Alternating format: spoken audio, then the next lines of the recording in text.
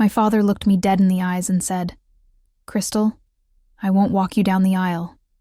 Your sister's party is more important than your wedding." My heart stopped. Imagine standing there, in your own dress rehearsal, hearing the man who raised you choose your jealous sister's celebration over your once-in-a-lifetime moment. Before I take you deeper into this story of betrayal and shocking revenge, make sure you subscribe, like, and share, because trust me, you're not going to believe what happens next. I had always known my sister Vanessa hated me, but I never thought she would go this far, throwing a massive party on the exact same day as my wedding, just to steal every guest and even my own father away from me. "It's not personal," she smirked when I confronted her.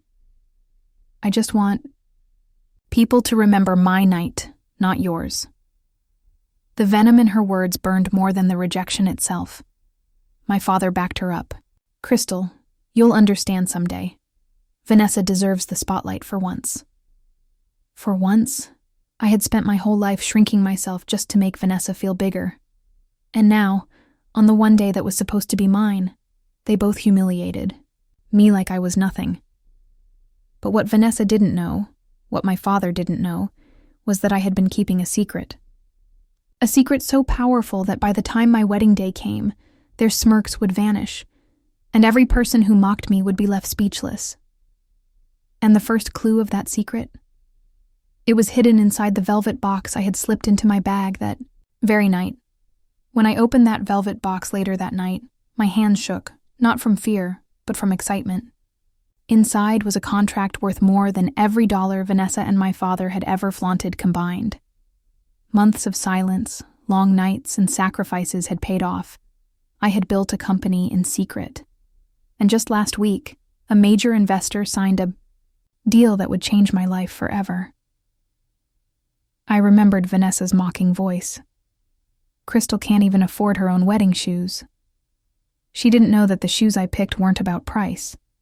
They were about comfort.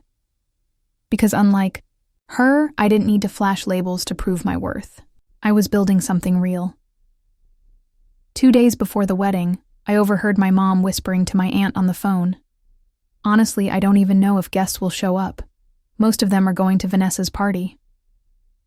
My chest tightened. My own family had been spreading the word that my wedding was small and boring, as if love itself needed glitter to be valuable. But here's the twist. Vanessa thought her party would eclipse me. She didn't know I had already booked someone very important to attend my ceremony. Someone whose presence would make headlines and shift every single pair of eyes back where they belonged. On me.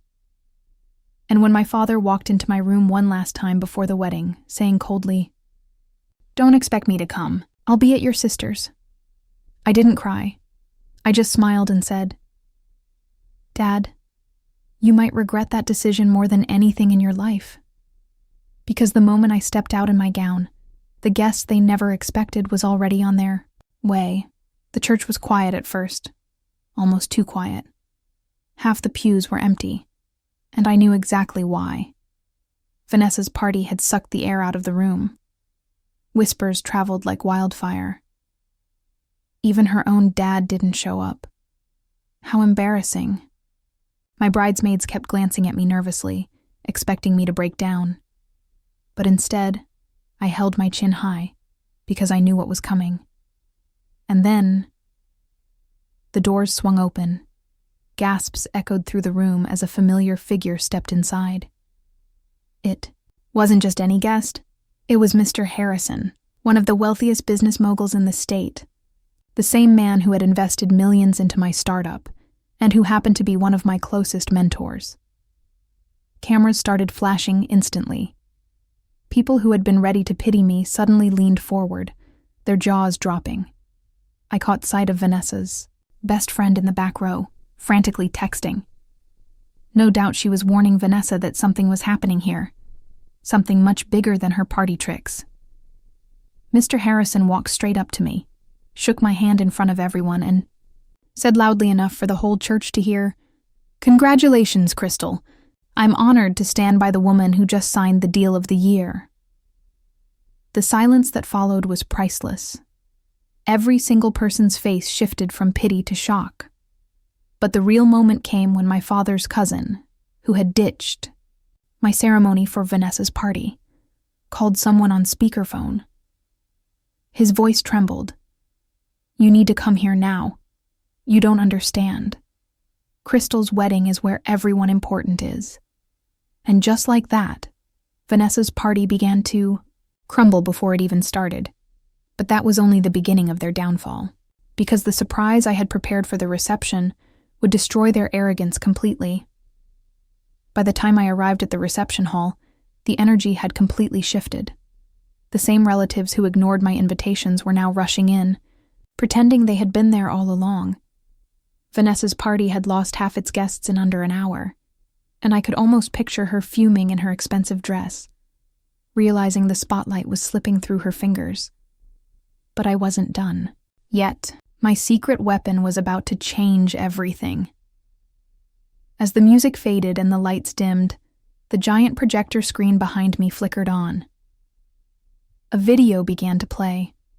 Footage of my journey, from working late nights in a tiny apartment to closing, the multi-million-dollar deal that made headlines just days ago. Gasps filled the room. People couldn't believe the quiet, ordinary Crystal had built something so powerful in silence. Then the camera cut to a clip of Mr. Harrison himself, announcing, "It's official. Crystal's company isn't just a startup, it's the future. And tonight, we celebrate her not just as a bride, but as the youngest female CEO in the state." The room erupted. Cheers, applause, even tears from people who had doubted me for years. My phone buzzed nonstop. Reporters, old friends, even Vanessa's guests trying to sneak into my reception after realizing where the real story was. And then, my father walked in. He looked pale, his tie undone, as if he had just sprinted from Vanessa's fading party. The silence returned, but this time, all eyes weren't on me. They were on him. He cleared his throat and said, "Crystal, I made a mistake, please. Can I walk you for the father-daughter dance?" The crowd waited for my answer, breaths held. But instead of replying, I smiled coldly and walked straight past him toward the microphone. What I said next left the entire hall in shock. I stood at the microphone, my wedding gown glowing under the lights, my father frozen behind me like a shadow. The crowd leaned in, waiting for me to forgive him, waiting for the cliché ending where the daughter gives her father a second chance. But I wasn't that girl anymore. I took a deep breath and spoke clearly so there was no mistaking my words. My father refused to walk me down the aisle because my sister threw a party. Tonight, he came back only because he saw my success. But family isn't about showing up when it benefits you. It's about standing by you when no one else does. And the truth is, I walked myself down the aisle, and I'm proud of it. The hall erupted with cheers.